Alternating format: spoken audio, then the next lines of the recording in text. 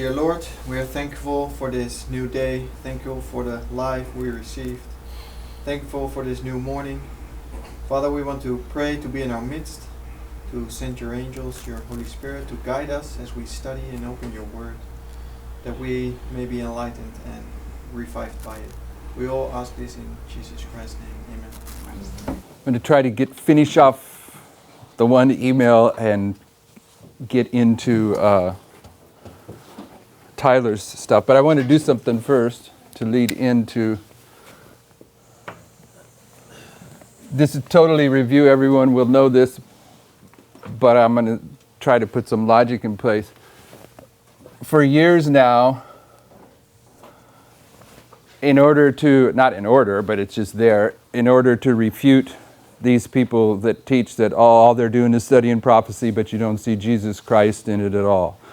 Okay, we've pointed out that in this reform line that we deal with, that at the time of the end, you have the birth of Christ. So Christ is directly associated with the time of the end. And then when the message is empowered, you have, what do I want to put this? I'm just going to put 9/11 as much, anyway. This angel that comes down, according to Sister White, is no less a personage than Jesus Christ at this waymark. And back when we were dealing with these type of defenses of what we were doing, we weren't dealing with midnight, but we know that at midnight, Christ is arrested. Okay? What the midnight cry, this is the triumphal entry of who? Christ into Jerusalem. Yes? And it leads to here the Sunday law, which is the cross. So Christ is it. You can associate Christ directly with every one of these waymarks. So when people say this is just a prophetic, mental exercise and it doesn't have anything to do with Christ, it's poor argument. But if we proceed on in this discussion, we're going to see that one of the symbols that is being employed to uphold the logic of Brother Mark, and it's a valid symbol. If there's a problem about it, I think there would be a problem about how he's applying the symbol, but the symbol is valid, is that Christ is typified by Cyrus. Okay, so, and I'm saying that at all of these waymarks, you can find Christ. So right at the intellectual level, you can say, well, perhaps Cyrus is at each one of these waymarks. We know he's here. Why is he here?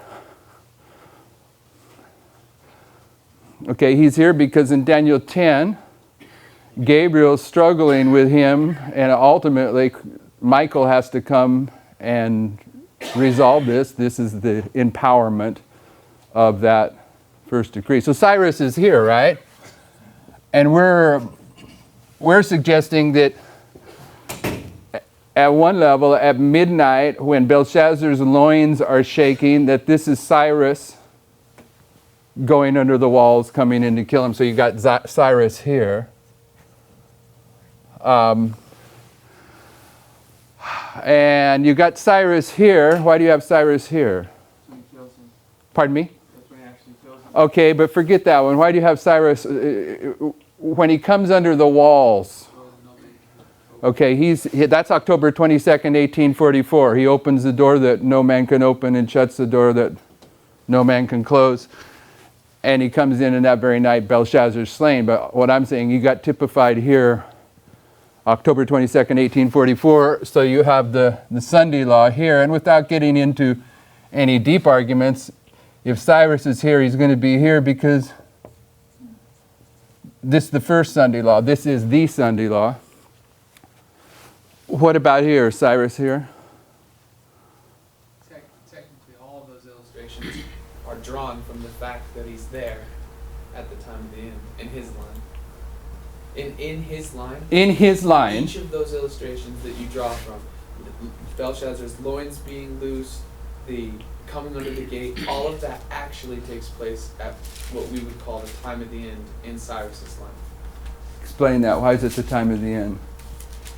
Well, 538, 536, we've understood each of those represent the time of the end. So 538 is where Cyrus is, and that's when Babylon falls, thus marking the time of the end. This is 538 BC, right? Yes.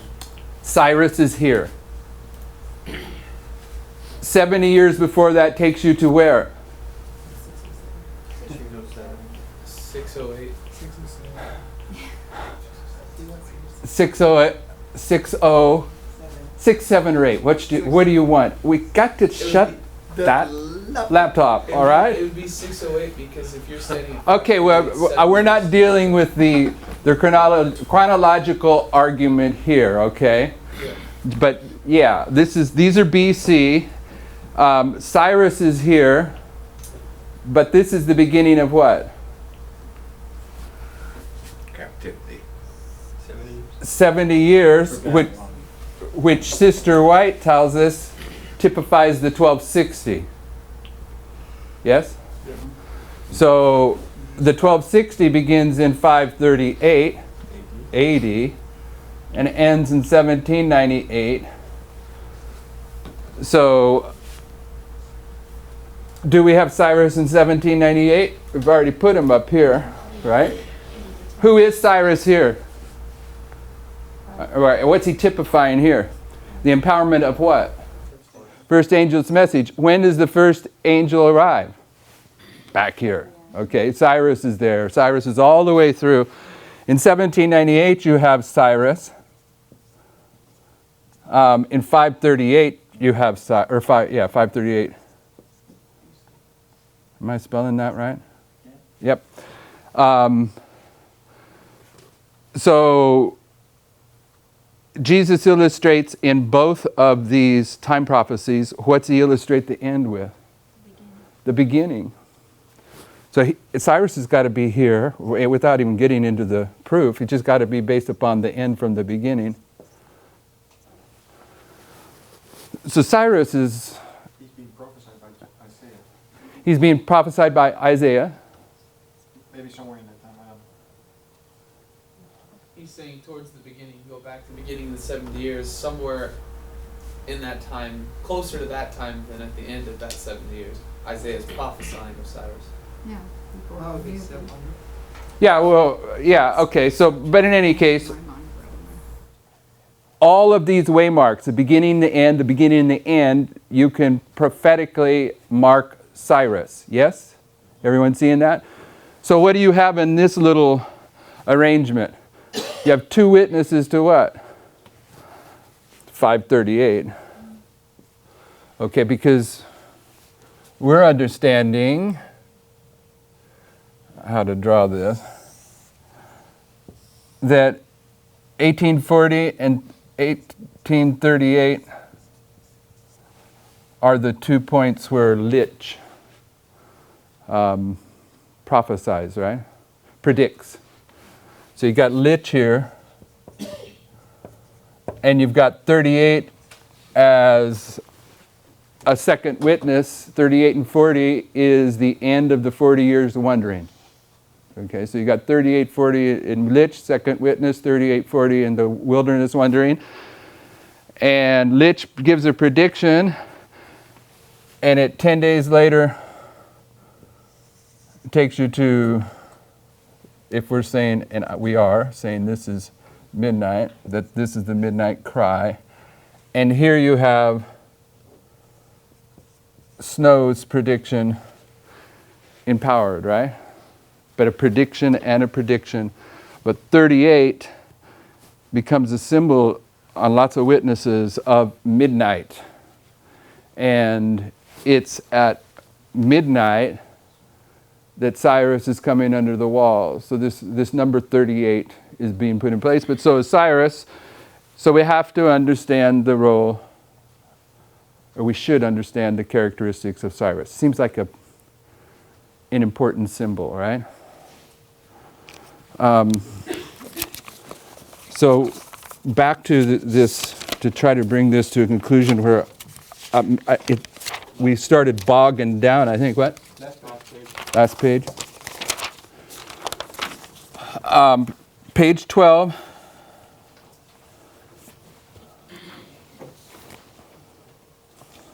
Cyrus at the time of the end in 538 marks the point where Babylon falls, where Belshazzar's loins are loosed at midnight, and thereafter his kingdom is lost.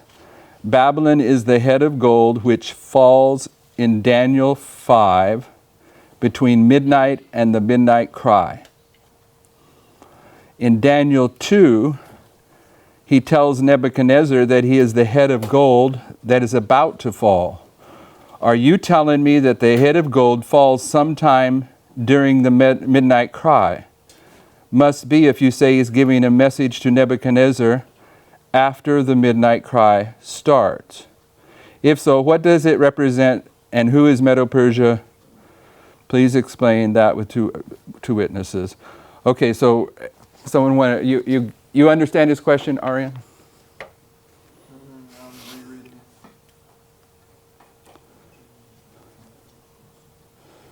it. Yes. This was my point yesterday is I think this is mixing apples and oranges a little bit because what you're saying up there between the 538 and 1798 may be perfectly valid and that is a Maybe? is maybe, I don't know. I'm first time I've seen that. But Well, should we spend more time on this? You guys get the beginning and end. We didn't spend a whole lot of time on it, right? Is there a kingdom that falls here? Is there a kingdom that falls here? Yeah. Is there a kingdom that falls here? Yeah. Is there a kingdom that falls here? Yeah. These are interchangeable symbols. They got the beginning and ending in them. They got the spirit of prophecy saying these periods are parallel. who's Cyrus, falling in 538 AD? Or am I? Are we saying Ostrogoths or the no, pagan Rome's over. Papal Rome is beginning to rule the world. Okay, it's a progressive fall from 321 to 538. From one Sunday law to another Sunday law. Go ahead now with your thought. Okay, my point was, he's using this logic for Daniel 2 to show that Cyrus is, I think maybe I'm misunderstanding it, but he's marking the fall of Belshazzar at midnight. Yes? Are we getting that? That's when he's saying that's when... No, not really. Maybe he is. He says Belshazzar's loins are loosed at midnight, and thereafter his kingdom is lost. But if you look, and let me find it in Daniel. No, it says Babylon is the head of gold which falls in Daniel 5 between midnight and the midnight cry. Yeah, that's what I was looking And for. those two light. So he's marking the fall of Belshazzar between midnight and the midnight cry. Between us. Somewhere in here. Yeah. And and he's using what you're saying, that argument between 538 and that And that what? and 1798, or I think he's taking from that. I assume that's what he's referring to. But in the story of Daniel 2, this whole story is 538. From 9/11 to the Sunday Law is all 538. And in Daniel 2, Belshazzar doesn't die till the Sunday Law, if what we've understood is correct. In Daniel 2, Belshazzar doesn't die. Or not Daniel 2, sorry. Daniel, what is that? 5. 5. Daniel 5. Belshazzar doesn't die till the Sunday Law. Where And- after Daniel has given his prediction that he's going to come through the gate and everything, and then that night he dies. And we've marked that as the Sunday Law. So my question is it valid to say that Babylon falls between midnight and the midnight cry in Daniel 5, when in Daniel 5 it's pointing to the Sunday Law? Is that mixing apples and oranges, or am I misunderstanding that?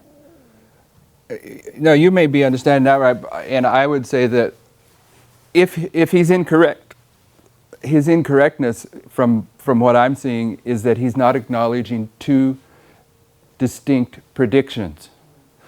It's kind of vague in here. I would suggest from his logic that he says that Nebuchadnezzar's or Belshazzar's loins are loosed here, and at the midnight cry he's slain. That's how I would think he's saying it, but it reads it like it happens in here. But he's holding that this prediction goes all the way through. That's the problem that I think he has. And now we're having, with what Theodore put on the board after class yesterday, which you guys have been, I guess, covering in evening worship, you now have Ezekiel and the time prophecies in chapter 4 that are laying out a structure of two messages that are given in that history that correspond to Josiah Litch and Samuel Snow. And the first message in that history, when that's constructed, is the history of Josiah. You even have the history of Josiah typifying Josiah Litch. And then the next prediction about the siege being Samuel Snow. So we're seeing the second witnesses to this idea here. Therefore, prediction. I would think that's the problem that we're having here. So if you're only seeing one prediction, then you're going to bring all the chapters of Daniel together and you're going to mark where you see that prediction at, and all of them are going to have to be there. And I don't think that's working. One thing that I'm also seeing how Mark's explaining it is almost like you're giving a prediction and almost immediately what you said happens. That's the other thing I'm saying, because he's saying if you're giving it at midnight, between that and the midnight cry is when the kingdom actually falls, as opposed to the next wave mark, or like Ty was saying, 7 o'clock. Okay, so this is a distinction that we're seeing, right? All of us. Is anyone understanding the logic in this email from the point of view that they're convicted that this is how they understand it too, and they want to defend our critiques of the problem with that? Yes. Yes, what? You want to defend that position? Oh, I thought you were saying, do you understand? No, I'm saying, is there anyone in this room that thinks that we're being using peer pressure to just shut down this discussion, and they also hold to some of these ideas that there's a prediction here that goes all the way through? Okay, so you got to keep quiet on that.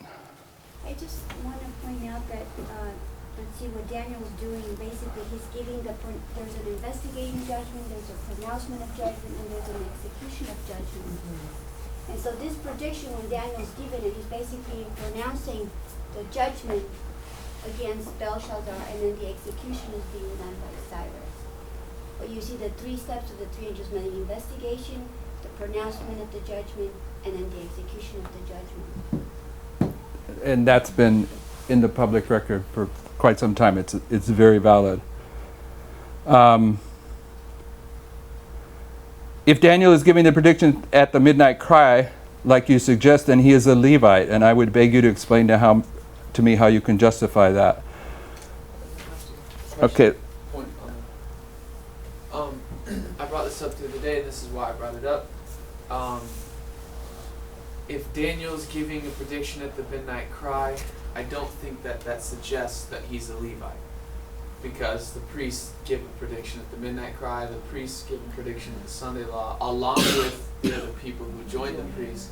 But I don't think that's a valid assumption to make. No. Put him at the midnight cry, he's a Levite. I agree. One group's joining the priest. Yep. At this point, at the midnight cry, you can make a distinction saying this is where the Levites come in, the priests are already established. But at the midnight cry, technically now God's people are the 144,000. Technically they're not the 144,000 until the close of probation, but I mean now it's relating to them as one body. Okay, the Levites that join with them are going to echo that prediction, right? Okay, so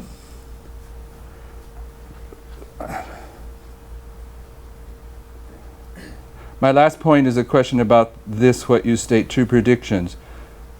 Maybe you're not understanding it, but when it is proven to be true.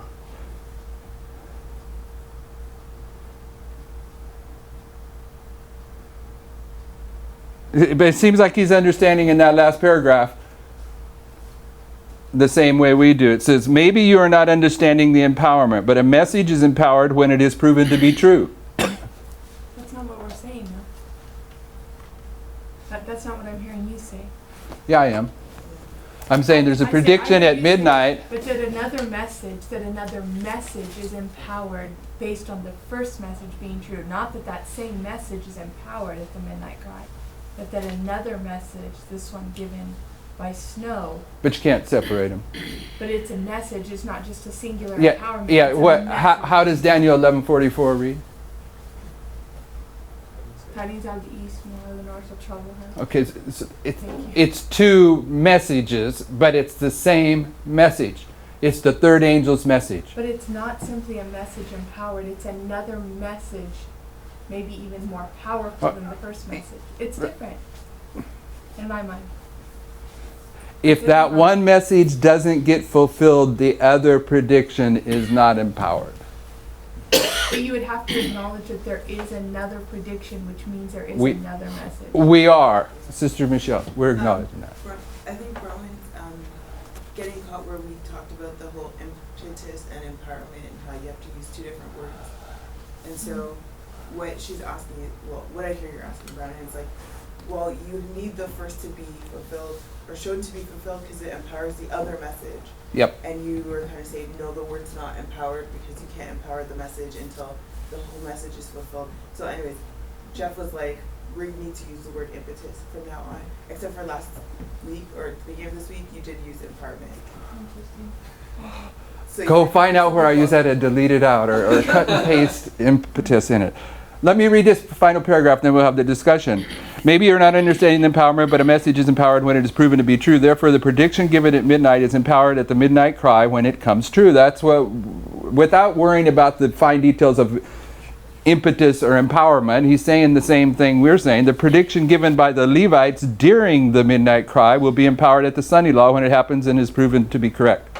At midnight, midnight cry, and then the Sunday law, there is a sign for each group to respond to and faithfully proclaim a message during their respective binding off periods, beginning with the priests at midnight. So there's something about his explanation that he is not being clear about, or that we're not seeing, because it seems like after all said and done, he's identifying the same structure that we are. Michael Tyler. Just to this point, a message is empowered when it's proven to be true.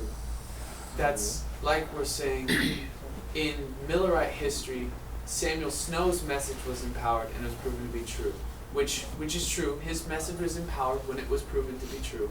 But the thing that was empowered, as denoted by the spirit of prophecy, was the movement of the Millerite people. When was Samuel Snow's message empowered? August 11, 1840. That's Josiah No, Litch. sorry, Josiah Litch. I'm mixing up the guys. Sorry. Josiah Litch's message was empowered on August 11, 1840. But what was empowered according to the spirit of prophecy is the movement and the principles of interpretation that the Millerites used. So my point is that actually sounds more like what Tyler had suggested than saying that a message empowered when it's proven to be true. It sounds like the movement is empowered when The work, the movement, the work, the principles of interpretation, the message. the mess.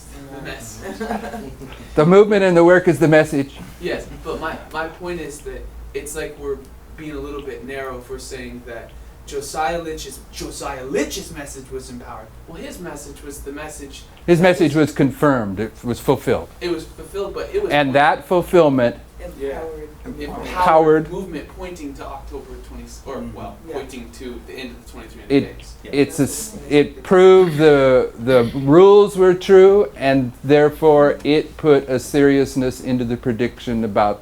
Daniel 8:14. Yeah. If you take You're after he had. I'm sorry. I'm in a dialogue with Mark right now too, and he clarified how he, and this is from yesterday, he clarifies how he's understanding Snow and Litch. So I think it's, at least germane to what we're saying here.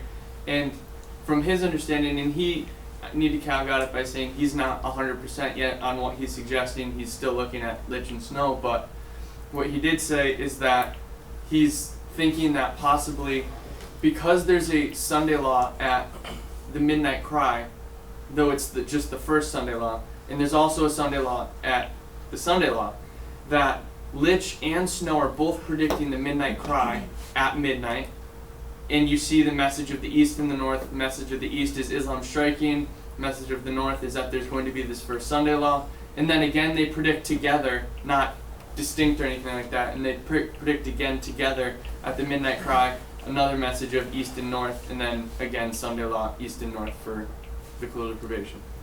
So that's what he's suggesting, and part of his logic was using that there is that first Sunday law. to show that. Okay, so I help me from the floor on this. I wasn't going to do this, but just to respond to that, I see your hand. What's the date here that begins the 390 years? 977. And what happens in 977? There's a prophecy. Well, Josiah?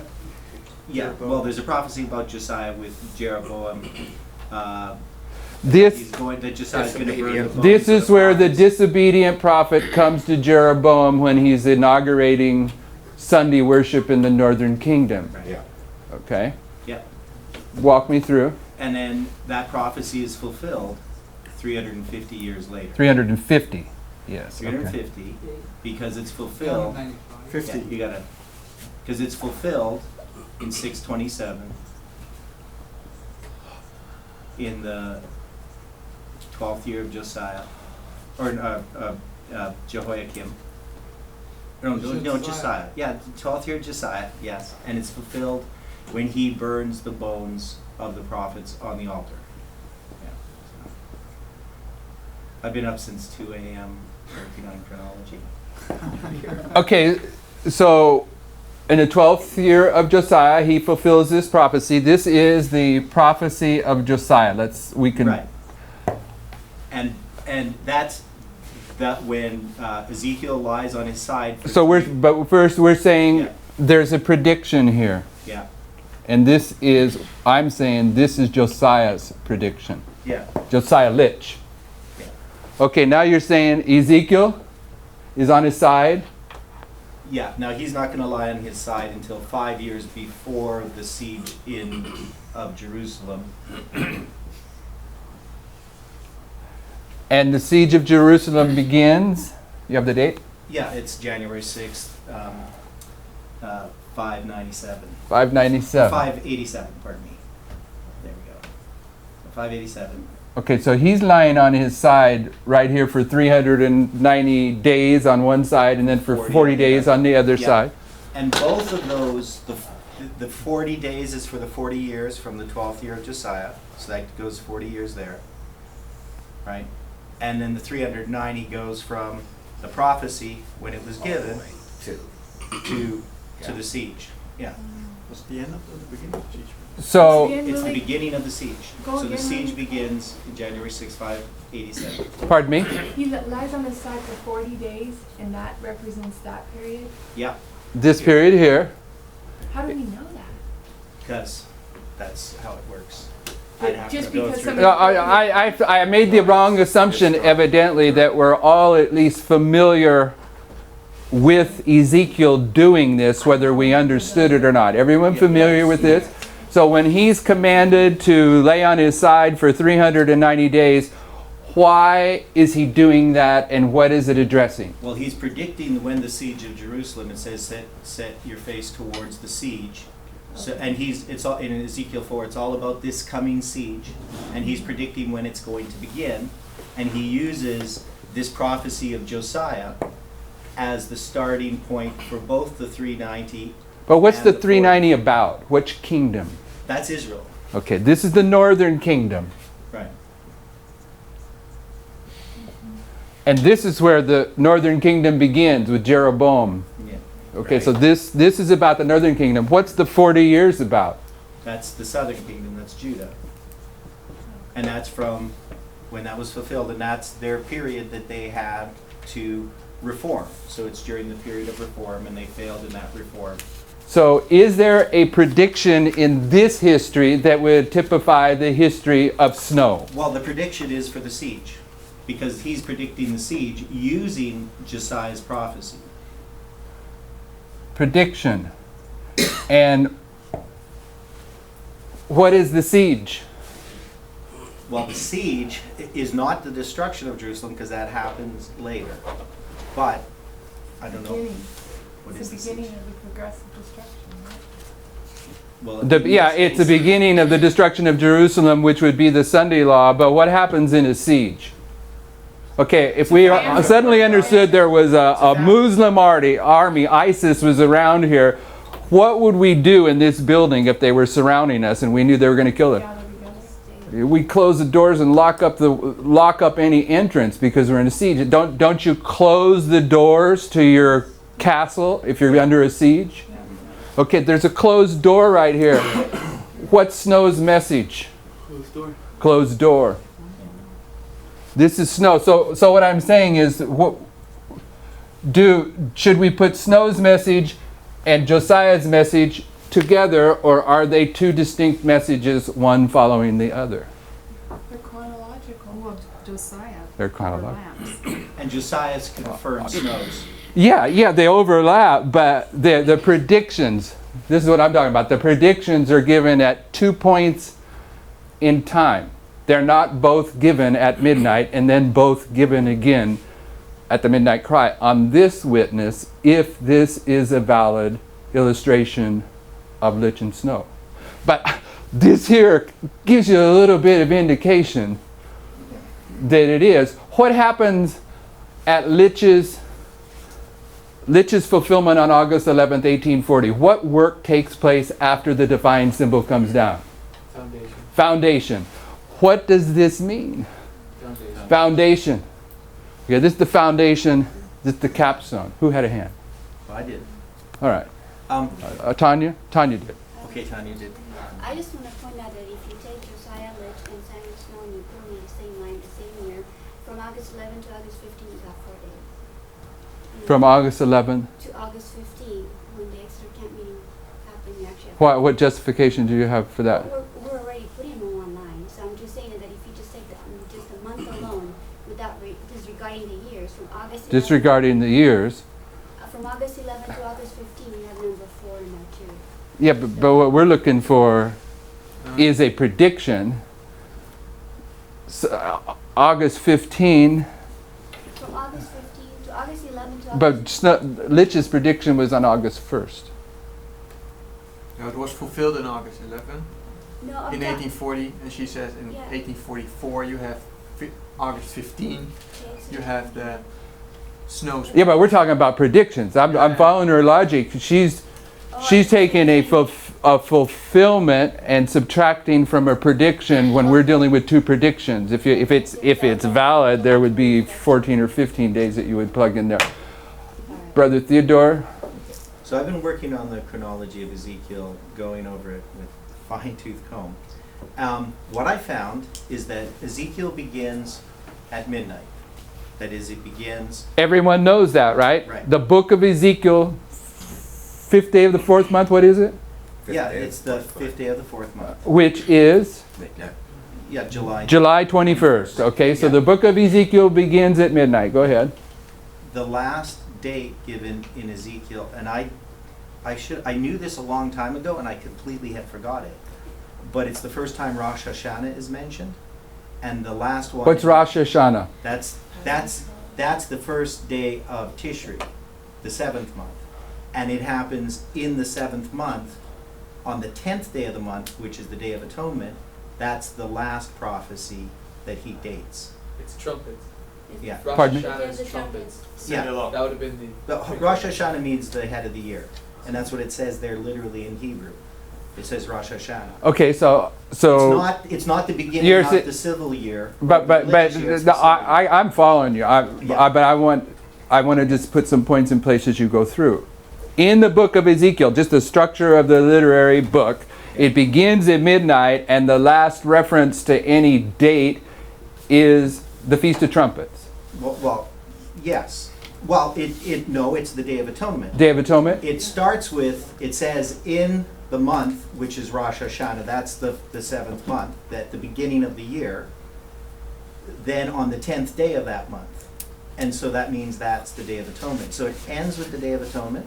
Okay, that's even better. And we also know that the first day of the 5th month is really important because we tied that with the prophecy of Tyre. And in Ezekiel, I'm working out the prophecy of Egypt and Tyre and all these things. So there's a whole bunch of details, but the main point is that Ezekiel gives us a structure from midnight to the Sunday law. Okay, Tyler.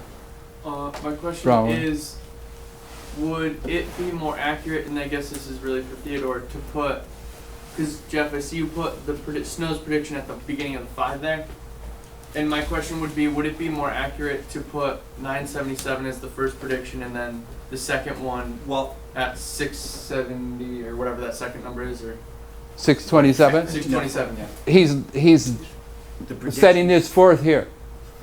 Yeah, the prediction's given there. It's empowered at the siege, because when the siege happens, then, it's, Then I don't know, what? powered, well, It's confirmed. It's it's fulfilled. confirmed. And then we know that the destruction of Jerusalem is coming. But he's predicting the siege coming first. He's not predicting the destruction of Jerusalem, because he's in Ezekiel 4, 5, and 6. He's dealing with the siege that's coming. And there's other parts in Ezekiel where he specifically deals with the destruction. It's very complicated. There's a whole bunch of stuff I can't explain now. But one is he becomes dumb at the time that the siege begins. And until somebody who escaped the siege and the destruction of Jerusalem comes to him and describes, he does not speak again. So he's dumb from the siege, and then when he's notified of Jerusalem's destruction, then he can speak again. And also his wife dies at the time that the siege begins, so he's told by God that the siege has begun, because he's 300 miles away. And his wife dies that day when the siege begins, and he's not allowed to mourn her until the person comes from the siege and tells him. So when the person Okay, so you're getting into more detail than I wanted to get into. Right. I want to get this in the record, but what I'm saying, all I wanted to show is in this history, we have a second witness to Litch's and Snow's predictions, and the only reason I jumped to that is to counter what Tyler was saying about Mark's understanding, is that maybe we got to put Snow and Litch right side by side at each of these points, and they represent that. And what I'm saying is, I think we see them sequentially in the Millerite history, and if these are valid illustrations of that, then we're seeing that too. Yeah, and all these other things confirm our history of what these symbols mean. So the other parts in Ezekiel all fit into our reform lines and how we understand. Brahma? I hope I can ask this clearly. If we're putting Josiah Litch at 977 and Josiah Litch at 627, and there's a prediction. No. Snow. This is King Josiah. Where are we putting Litch's to? Litch's prediction is back here. Both of them? That's 38 and 40? Yeah, I treat Litch's two predictions at the same point in time. Okay, so then 38. we're marking that as 38 and 40. Yeah. And then we are going ahead and marking Snow before the 5 and after the 5 at the siege, right? Snow's predictions right here. Before the 5 and right after the 5. There's another one. Or is that just a singular one No, right there? That's a singular. And then the next one is at the actual siege. Yeah, and at the siege, his wife dies. The church is passed Okay. by. So The that's door's how we're marking shut. it. 3840 is So 977. now this will be a bad idea, but that I'm doing this. But what's that? It's the captivity. That's the siege of Jerusalem. Yeah. This is Cestius, and he's followed 1260 days later by Titus, who does what? That's 60. Destroys the sanctuary, or like what's that look? What's that distress look for? I'm just checking something. 'Cause All right. I always look distressed. So I don't. my question is, as far as the prediction, so Litch is making a prediction right when a time prophecy starts, but Snow is making a prediction like it's already started and he's just predicting an end. So does that play a role in what the actual prediction will be? Because it's the Litch one, it's at the beginning, it's seeing the whole future, but Snow, he's almost done with it and he's just predicting the end. So what? Lich's prediction. You know what I'm They do saying? different things. Lich's prediction is in the middle of, actually not in the middle, it's at the end of something that had already begun. But it's a at the long time beginning ago. on this line. It's at the beginning of a time prophecy. Oh, in that. Yeah. I don't know. You see what that- I'm saying? I don't They get fall- your problem. They Okay. fall at different points, so Yep. they mean they're definitely separated by that fact alone. That's what I'm seeing in my mind. The way they fall in the But they're joined together. Yeah. they're joined, but they have to be understood chronologically because Yes. of where they fall on the time prophecy. That's all I'm trying Yes. to recognize. So does I see your hand, Michelle, and I see your hand, Tyler. Does Ezekiel's prediction here about the siege, and does the arguing that the siege represents a closed door, does that typify Samuel Snow's message about a closed door? Okay. Does this prediction about Josiah typify the message of Josiah? And it does. Because what we've come to understood is after the divine symbol comes down on August 11th, 1840, there's a foundational work, the temple's going to be laid, but what happens before the temple is laid in the story of the building of the temple is that all the stones are cut in advance of August 11th, 1840. They're already in place. They're going to put them in place without any tools after August 11th, 1840. So Josiah is the symbol of the foundational work that goes on, and my point is that the foundation is the first thing you do. Snows has got to be something that goes on top of it. They're a 1-2 step. Sister Michelle? Oh, I was just saying, Rowan, your question I just hear, this seems to be more of just a witness of the fact that they come at different times, but they're connected to the same event. Yep. Not necessarily that the structure is anywhere. But they close can't by. be on top of each other, even if they're connected to the same event. They're different, even though they're. Yeah, that's what she just said. Yeah, that's. They're that was- chronological Yeah, is the way you're saying But it. but you're saying it chronologically, but we're not looking at it being connected in actual structure at all. Just as a witness that there's one prediction and second prediction, they're pointing to the same event, they're at different times. And I see how you're trying to line it up, and I'm saying like, I don't see it lining up easily or possibly. Okay, Sister Michelle, what connects Liches and Snows together? What's the connection? You're saying with Josiah and Ezekiel, because they're predicting the same event, they're connected together.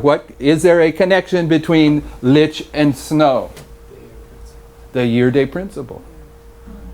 So it's all there. This structure is arguing. But not like that's, I see Robin trying to put that space and trying to line them up with exactly Lich and Snow versus they're connected in some way.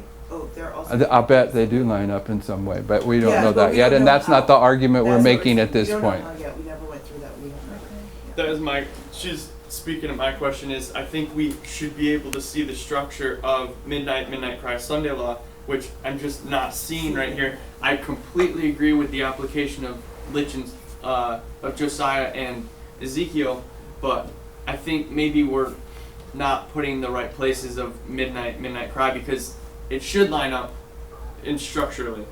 It shouldn't be this, maybe, I don't know. I've just not seen the structure of Midnight Cry Sunday Law that we should be seeing in this moment. And I think maybe we're just not drawing it right or something. It doesn't happen. I see it perfectly. I'm not sure. Well, tell me then, what is 627 on our line?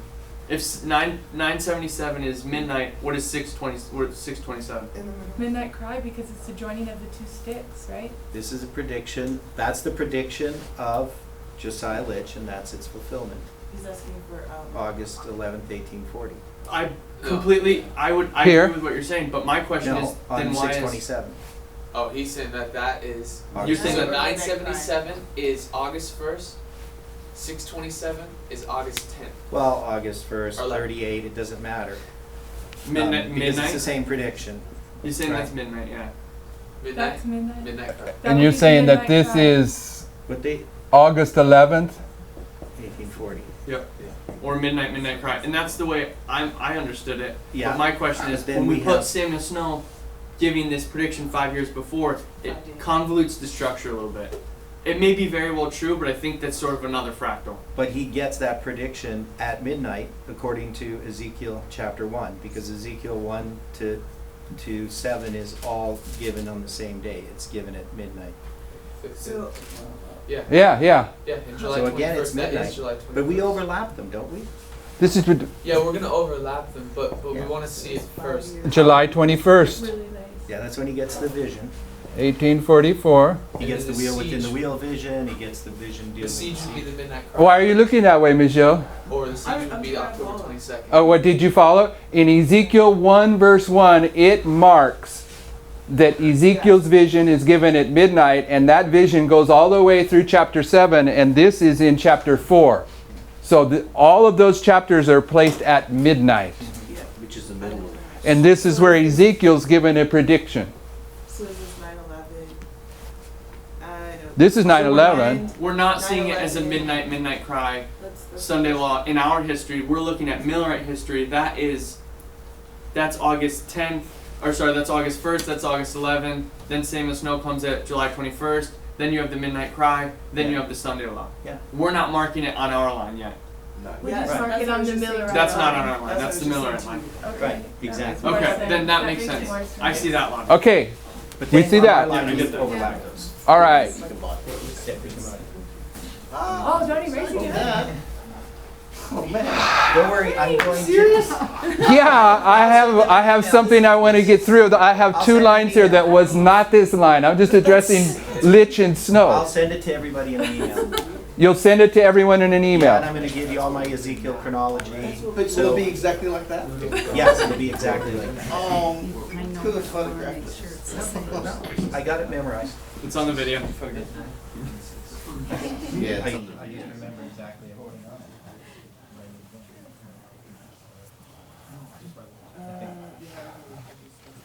Unruly crowd, huh?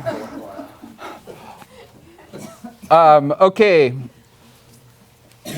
Just as one point of reference to make a point and segue into Brother Tyler's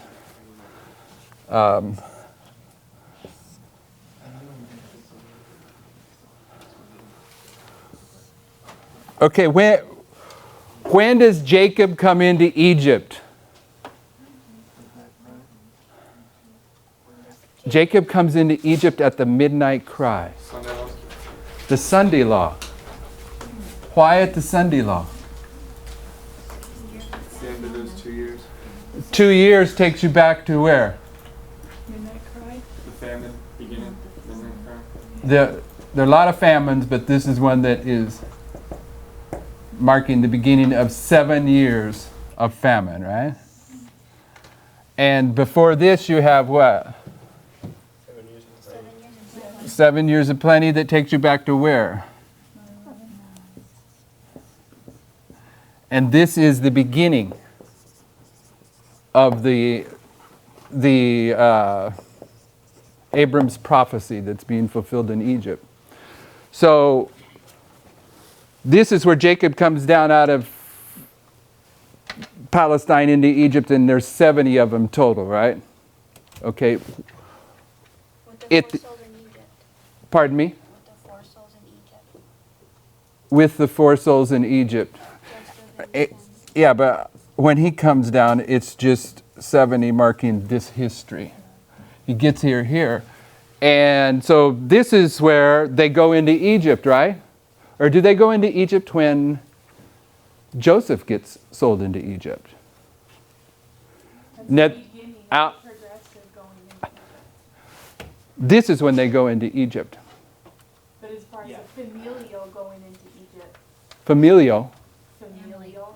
as far as the family starting down into Egypt, it starts when Joseph goes. Yeah, but Yeah, it's but there's actually a whole bunch of structure that we don't have time to look at that shows why it's this way. yeah. There's a simple one. Okay, Joseph goes into Egypt after his 2 dreams. not germane that or that. Okay, here he goes into, if based upon the passage in Genesis 40 to 45, he goes into Egypt here. When does he come out? And Moses, where? At Passover.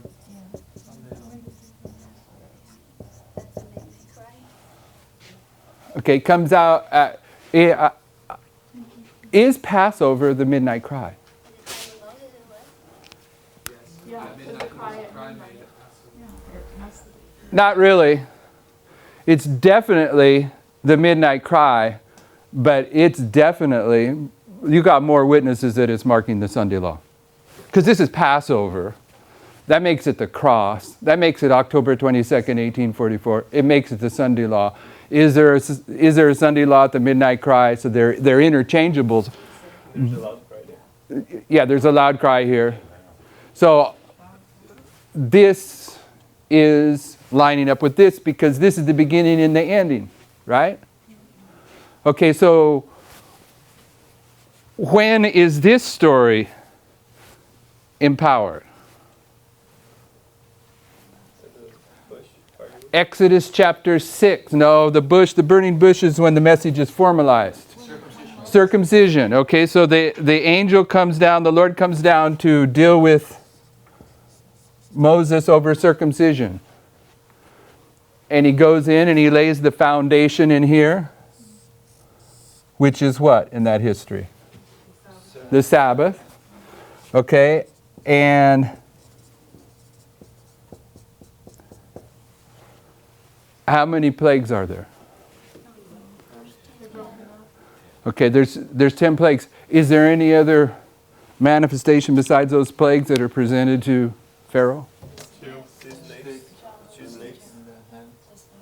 No, that was presented to Moses. Yeah, but not the hand. The hand is back at the burning bush. That's Moses at the burning bush. Okay, but the rod is at the burning bush too, and he's going to take that rod in and throw it down, and then the magicians are going to throw theirs down, and it's going to eat the rod. And what does the passage call it? It says it's a sign. Read it if you're not familiar with it. So it starts with a sign. Is 9/11, is this a sign? You say yes. How's it a sign? But it was only for the Pharaoh and his wife. No, not that. Is 9/11 in our history a sign? Budding trees of spring. The budding trees of spring. You got to see it. Okay, so at 9/11 you got a sign, and the first interaction with Moses and Pharaoh is a sign. The battle of the sticks, the rods. Okay, then how many plagues do you have that follow that? 10. Okay, but your first 3 plagues, I'm going to put in here, they take you to where? What happens in the 3rd plague? In the first, no. Yeah, don't answer these questions. These are thought questions, all right? Because you don't know exactly where I'm going with this, perhaps. In the first 2 plagues, do the magicians counterfeit those plagues as they did with the rods? Because they counterfeit the rods, they counterfeit turning the water to blood, and they counterfeit the frogs. But what happens at the 3rd plague? They can't counterfeit it. Okay, and what happens also at the 3rd plague? Goshen is cut off. Okay, and when in the 3rd plague, when the magicians cannot reproduce that plague, what do they tell Pharaoh? It's the finger of God. And what's the finger of God? The writing of the wall, on the wall. What else is the finger of God? The 10 Commandments. What else is the writing? The stoning of the woman. Of Mary. Mary. Okay, he wrote in the sand. When he wrote in the sand, when he wrote on the wall, when he wrote on the 10 Commandments, what is that? Judgment. It's judgment. It's sin. Okay, so in the 3rd plague, there's a distinction made between 2 classes. The magicians can no longer even counterfeit it, and they mark this as the finger of God. So where do we put the finger of God for Belshazzar. Midnight. Midnight.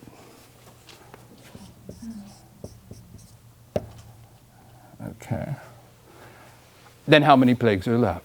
7. Okay, so you got 7 plagues that takes you to this one. But the 10th one is also included with the children of Israel. The 10th one's also included what? The children of Israel would have been affected also by the 10th one if they would not have followed the instruction. Yeah, that But they once chose again, with the- So that would include that the children of Israel would have been involved in 3 plagues altogether. yeah, that's not even what I'm getting at. Okay, so from midnight to the Sunday law, there's 7 plagues. What waymark is not marked? The midnight cry. And I'm going to argue that the midnight cry, from midnight to the midnight cry, that you have 3 plagues. 1, 2, 3. Because this is the binding off, right? And that would mean that there are 4 plagues in this history. Okay? And if you look closely at these, you know, when you get to the, what is it? The 7th plague, when you get to this history, and I'm saying that this is here, it says, I'm going to give you all the plagues. Even though it's only going to give them the 7th plagues, let's go there. Go to Exodus, probably chapter 10 or so, to get to the 7th plague.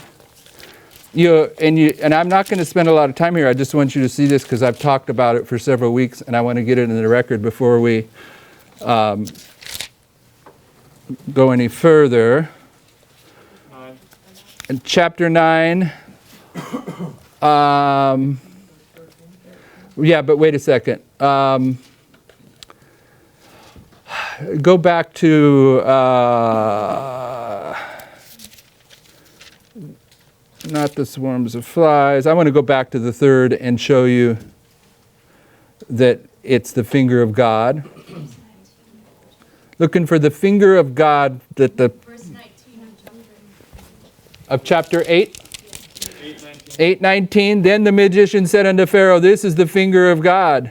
If you go up to verse 18, they could not. They tried to bring forth the lice like Moses did, but they could not. Here their ability to counterfeit is broken. The magician said unto Pharaoh, this is the finger of God, and Pharaoh's heart was hardened, and hearkened not unto them as the Lord had said. So then in the 4th plague, it says, rise up early in the morning and stand before Pharaoh, for he cometh forth to the water, and say to him, thus saith the Lord, let my people go that they may serve thee. Okay? So when you get to the 7th plague, the flies are the 4th. And then in the 5th would be the cattle being cut off, and Boils and then hail. boils and then hail. So take me to the 7th if you're that far up. 9:13. 9:13 is the 7th plague. Brother Jeff, we were wrong. In Exodus 8:22, it says, at this under the 4th plague, the fly, it says, I will sever that in the land of Goshen. Is actually on the 4th plague that the... No, we're not wrong. No, we're not wrong. You can say you're wrong, but here's the 4th plague. And right here, he's going to sever Goshen. Okay? Goshen is not going to be impacted by this plague. But the 4th one, yeah. This is the 3rd coming right here. That's a dividing line. Well, the 3rd one was the lice, and the 4th... Yeah, no, I'm certain that that's the case. They're not severed in the 4th. He says, I will sever them at the 4th. No flies, it says. Yeah, they're not going to have any flies in their house, and the 4th is the flies. They were involved in 3, and then the last one 4, so it's actually 3-in-1 combination. No, it's not a 3-in-1. It may be a 3-in-1 combination, but they didn't get this plague. Right, I understand that, I just... They got the first 3 plagues. Which plague didn't they get? The beast. The death of the beast. The flies. They didn't get the flies. Which plagues didn't they get? What do you? Flies. They got the bloody water. They got the frogs. and they got the Let me read it. lice. Insect. You got what? I'm just gonna read the where he says no flies. So we have it. Okay, okay. 8:22, and I will sever in that day the land of Goshen in which my people dwell, that no swarms of flies shall be there to the end thou mayest know that the Lord in the midst of the earth, that I am Lord in the midst of the earth. And I will put a divide between my people and thy people. Okay. Maybe we'll come back to this in more detail, but I just, based upon what we know, this structure here is going to line up with the structure of the 144,000, right? So you got the Sunday law, you got midnight with the finger of God. If you're understanding the finger of God is at midnight when it's written on the wall for Belshazzar. And then you got 3 plagues, which I'm saying are the 3 steps in the binding off that takes you to the midnight cry. And then you have the 4 plagues, which are the 4 sword judgments upon the United States. See, in Ezekiel 14, when it talks about though Daniel, Job, or Noah was in the land, still you're going to suffer these judgments. I contend these 4 judgments are in this history from here to the Sunday law, because these are the 4 judgments that bring the United States to a close, and we have 4 plagues right here. Okay? So what I'm saying is that if this is the end, we have to go back up in here and line the beginning up with it. All right? So here we have Pharaoh's dream, right? Go ahead, Michelle. You're saying that the water frogs and lice are the first 3, but you have them between the sign and midnight. And then also again between midnight and the midnight cry. Between the sign and... And midnight. You have 3 there. You put 1, 2, 3, the 3 steps. Between midnight and midnight. Because this is the last 7. Because there's 10. So you're saying, yeah, between the sign and midnight, there's the first 3. Yep. Then they're cut off. Yep. Between midnight and the midnight cry. So There- you're just pulling up the 7. This verse that we read in Exodus 22 has Exodus 8:22. sorry, is midnight to the Passover. Is the separation. No, this is this here, the separation of Goshen is the separation that takes place at midnight. So Yes, those are just at midnight to the Passover. why are you saying midnight to the Passover? Why are Because you, the last 7, you're saying after Exodus 8:22, you have midnight to Passover. yeah, you have 7 plagues left. But what I'm saying is the reform lines allow us to go in and make a distinction between these 7 plagues. These 3 here are typifying the binding off from midnight to the midnight cry, and 3 from 7 leaves 4. This is 3, and yes, there's 7 together, but it's putting a 3 plagues, 4 plagues, 3 plagues, 10 plagues in this history. So, but the first 3 are the boils and livestock and locust These, or hail. Yeah, yeah, okay, those aren't the first 3, those are the second set of 3. yes. Okay. Yeah. Okay, because the way you were describing it, I thought you were putting those first 3 there. But that's No, this is how I'm putting it. okay. Everyone follow it? And there's a lot of details in here. What is the first plague in here? Now I'm saying the sign is right here along with the first plague. But what is the first plague? Water's turning to blood. And how long does that last? 7 days. 7 days. So you've got other characteristics on these plagues that would amplify this history. I'm not trying to go to that level.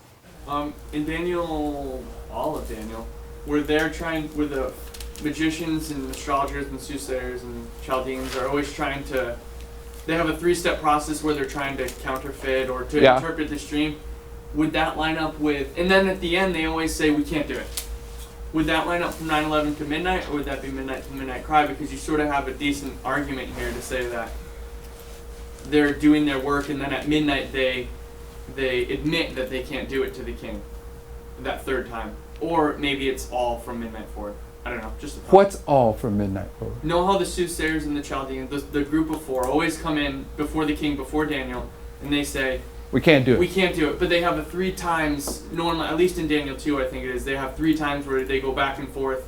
And then at the end they say, only God whose dwelling is not with flesh can interpret these things. Would that be midnight, or would that be from 9/11 to midnight, or midnight to the midnight cry? Because with this argument, you could make the argument that 9/11 to midnight would be these times that they're having this interaction with the king, and then at midnight they say we can't do it. Right. Do you see what I'm saying? Yeah, but it seems like you're trying to argue that this is proof for a singular event here, and there's a door that closes here, and the foolish priests are going to acknowledge that they don't get it. No, that's what I'm saying. But they're going to do it here, the foolish Levites, the foolish 11th hour workers. So I'm saying that this, you may have justification for placing it here, but it doesn't necessarily argue against the idea that it's here. But what puts it here for us in this story is you have 3 plagues here that takes you to the finger of God, which is midnight.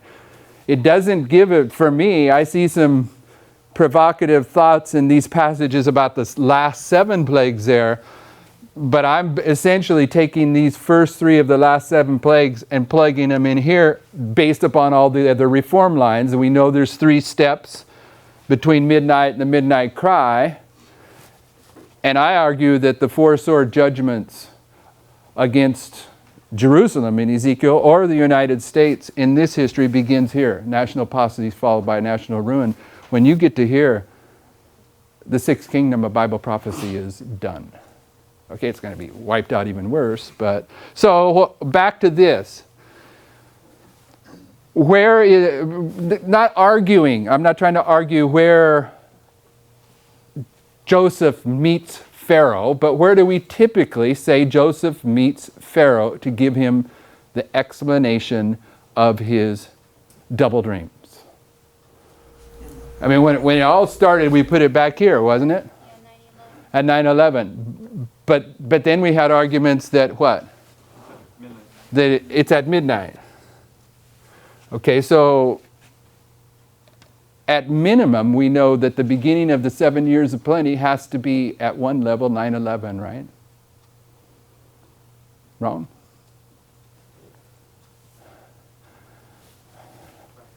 Right. Okay, so you can have 7 years of plenty here, but some of us are wanting to see the 7 years of plenty here in a secondary application. So we're not dealing with that. We're just dealing with the idea that this history at the beginning with Joseph is marked as beginning right here, 7 years of plenty, takes you to 7 years of famine. This history breaks this up down here. But what does that tell us about midnight in the story of Joseph?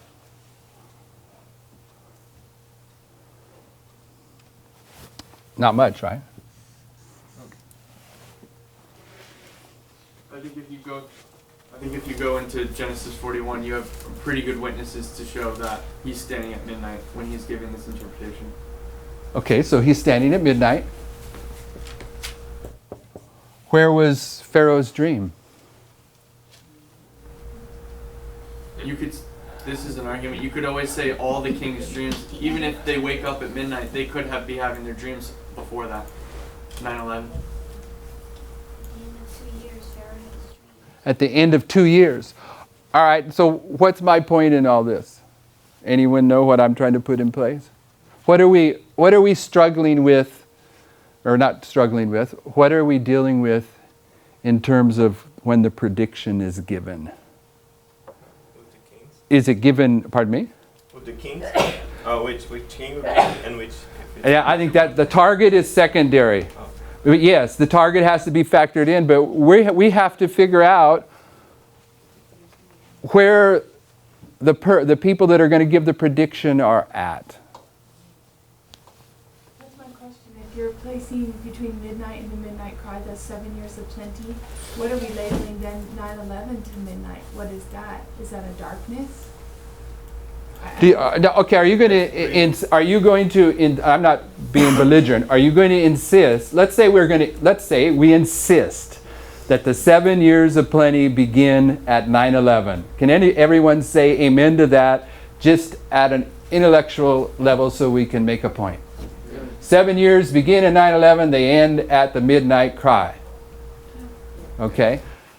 This is 9/11 for the Levites. Why do we do that? It's true. We're talking about the priests, so take the Levite stuff off, and let's just ask about the priests. If the priests are labeling their time, You're the one that asked that question. It's recorded. No, but you're switching the question I answered. To No, I'm answering your question. What I'm saying is there is justification for seeing the characteristics of 9/11 right here and right here. But I'm not asking that. I'm saying in the timeline of the priests, if we label the feast between midnight and the midnight cry, what does that make for the priests, the time period between 9/11 and midnight? What is that time period? You tell me. Because that's what I'm asking. There can't be a time of plenty for the priests between midnight and the midnight cry, all the years of plenty right there, unless we have a label for 9/11 to midnight of something different. It can be the Levites. Okay, I won't argue the Levites. For the priests, are we labeling it like that? Or can No, That's his it would point. stay the same. It would stay Why can't 9/11 to the midnight cry would be the priest's time of plenty. His point is, Nothing would change on that level. No. his point is, if you're seeing it at midnight that Joseph's standing in front of Pharaoh, then he's not a priest. Okay, is that what you're saying? Yeah, no, that's exactly what I'm saying. I'm not making any claims. I'm saying that if you're saying that if we are claiming that all the predictions are placed at midnight, and we're not acknowledging that there's evidence that there is a prediction at the midnight cry or at the Sunday law, we're destroying our ability to identify what goes on at these various waymarks. Because you may have, let's just say that Tyler's premise is right about chapters 1 through 6 of Daniel. You have Daniel here always at giving a prediction at the midnight cry.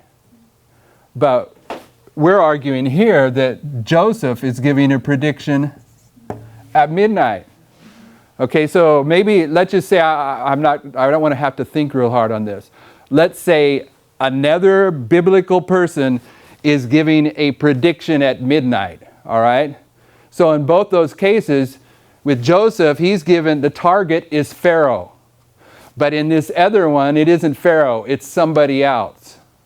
Okay, we have to make sure we know where the predictions are being given and who the target is in order to interpret what's happening at each of those waymarks. And my point is in the 10 plagues, by my count, how many predictions does Moses give to Pharaoh?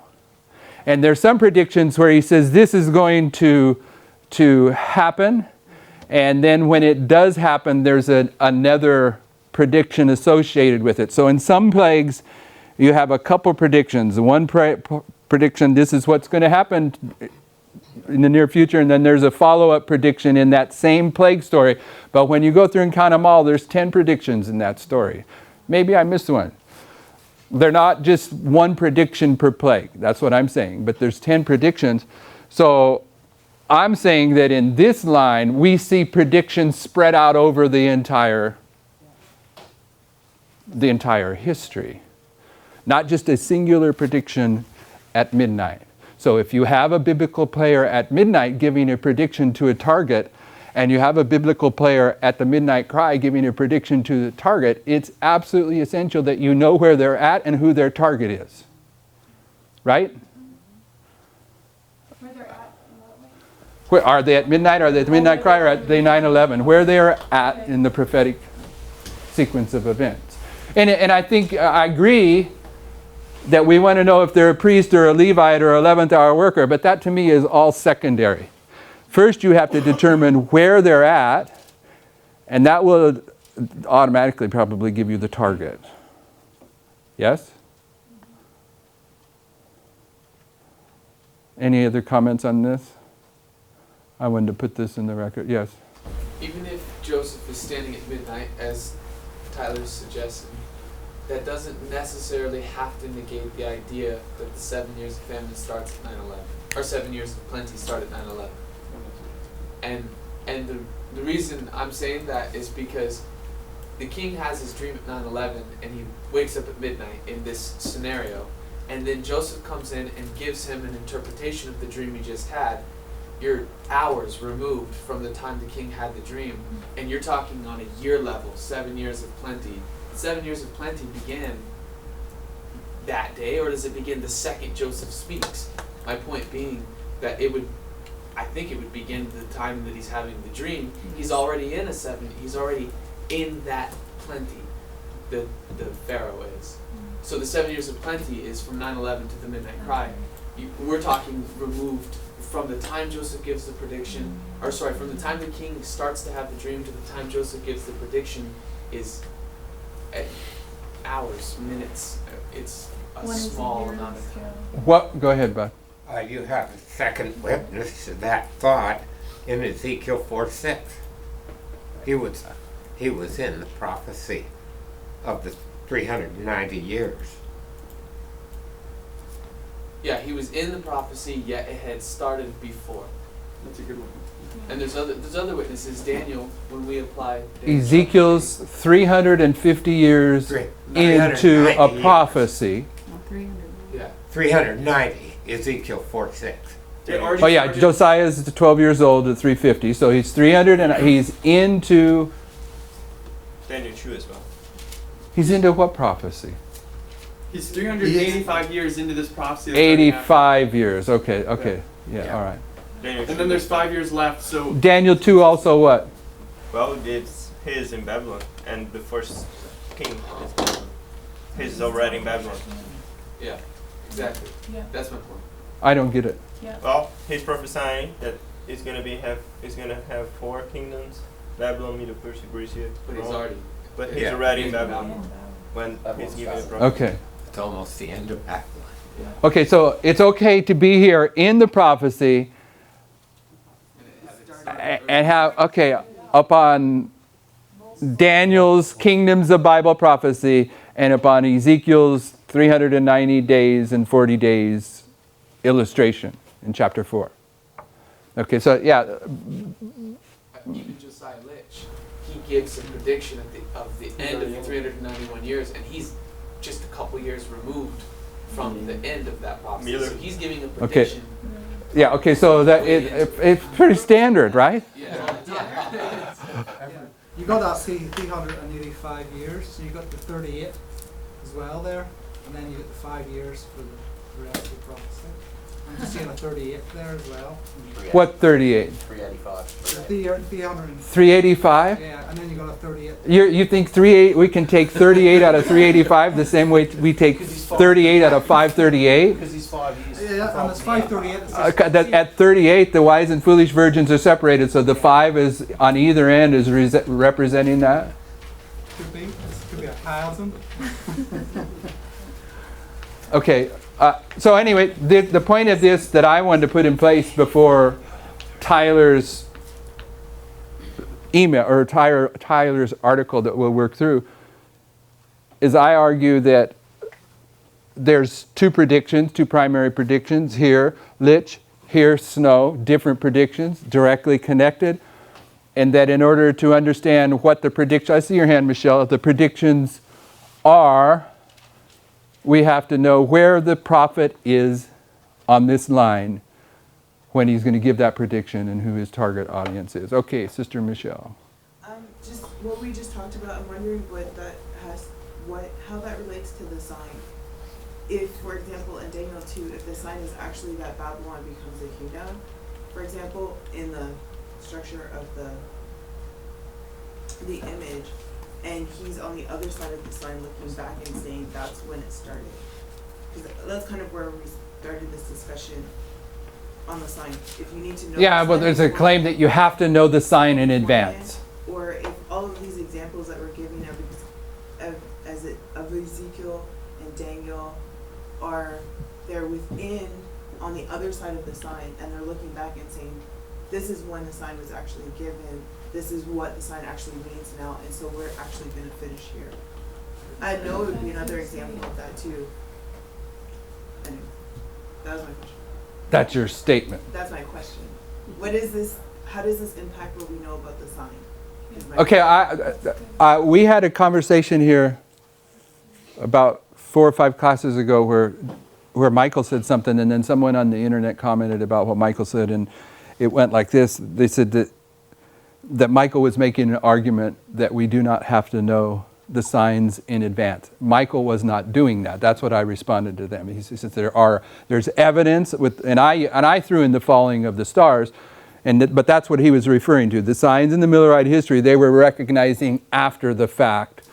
So that tells me that, in the way that I answered this email, and I think it's valid, is that we're required to know what notice the signs of the times. And the signs of the times, those type of signs, are signs that are designed to arouse us to the return of the Lord and convict us that we're not ready. Okay, they're signs that the purpose is to awaken you that something's going on and you're not aware of it because you've been sleeping. Okay, but there is another type of sign, a secondary type of sign that's illustrated with the abomination of desolation. That when you see that sign, it requires an immediate response, and it's life or death. So I'm operating upon the idea that there are 2 different kinds of signs. One that you can see after the fact, it has a purpose, but I agree that there is signs that you're required to respond correctly to, or you will be lost. Okay, so that's how I answered that email. But this being said, on Monday, rather than doing a summary, you can do a summary. I'm going to Sunday, yes. I'd rather not do the summary because it's just a continuous dialogue. Oh, were you supposed to do the summary? Yeah. Okay, so here's the problem. Our meetings in Virginia are Friday night, Sabbath, and then half day Sunday. So I'm not getting home till Monday night. Okay, so I'm hoping I wouldn't have mind started reading through this. This is Tyler's. So on Sunday, you're leading out? Okay, you go through Tyler's in a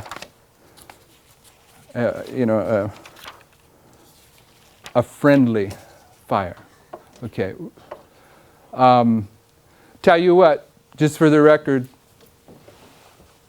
I don't do much anymore because I guess I'm just burnt out on it. But for many, many years, I did lots of bumping heads with people in prophetic arguments, whether it was face-to-face or written or through sermons. I've interacted in arguments over God's prophetic word, debates, discussions, whatever, okay?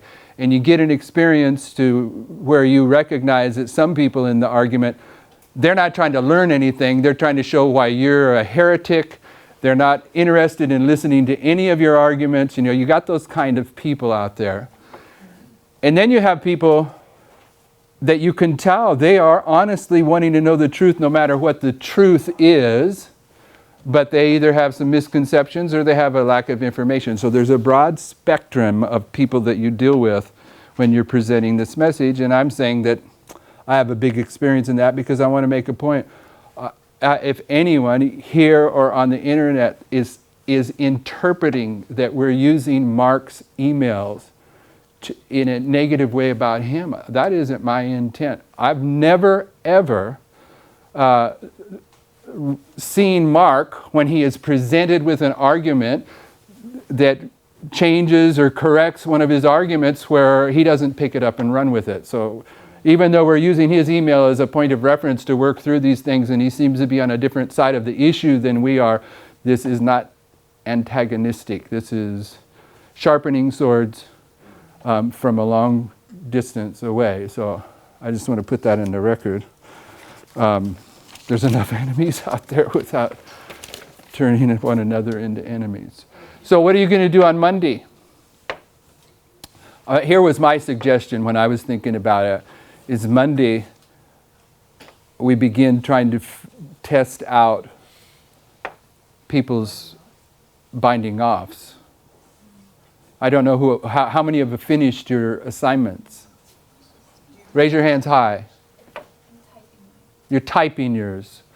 How many haven't finished? Let's put it that way. Most of us haven't finished. Who was the point of reference for these that we were supposed to turn them into? Brittany? Okay, so who? You said you. Oh, me? Yeah, no, Brittany was the other one. That it probably was me. I have one so far. Yes, from Michelle. And could probably spend a day trying to correct that, huh? I didn't read it. I have no idea. So do we want to start through that, or do you want to keep on? I don't have a problem if you just keep on this theme. Yeah, or just, I mean, if we do not even, if we start with Tyler's on Sunday, we might not even finish that. Might mean that Monday as well. Okay. Is that okay for everyone?